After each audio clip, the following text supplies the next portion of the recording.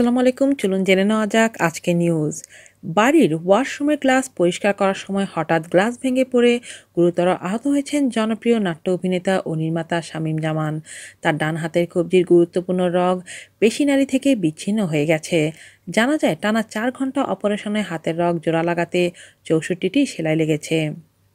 এ প্রসঙ্গে শামীম জামান বলেন, হঠাৎ করে ওই ধারালো গ্লাস ভেঙে আমার ডান হাতের উপর পড়ে। এ সময় আমার হাতের গুরুত্বপূর্ণ রগ পেশিনাড়ি থেকে বিচ্ছিন্ন হয়ে যায়। এরপর অনবরত রক্ত ঝরতে থাকে। এই অবস্থায় ব্যক্তিগত গাড়ির ড্রাইভার না থাকলেও আমি নিজেই গাড়ি ড্রাইভ করে রাজধানীর আয়েশা মেমোরিয়াল হাসপাতালে ভর্তি হই। এরপর হাসপাতালে কর্তব্যরত চিকিৎসক টানা 4 ঘন্টা হাতে অস্ত্রোপচার করে 64টি সেলাই দেয় আমার হাতে। আপাতত ভালো আছি, তবে এখনও প্রচণ্ড ব্যথা অনুভব করছি।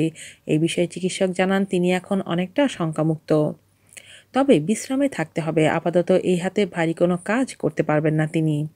আজ এই পর্যন্তই। ভালো থাকবেন সবাই। আল্লাহ হাফেজ।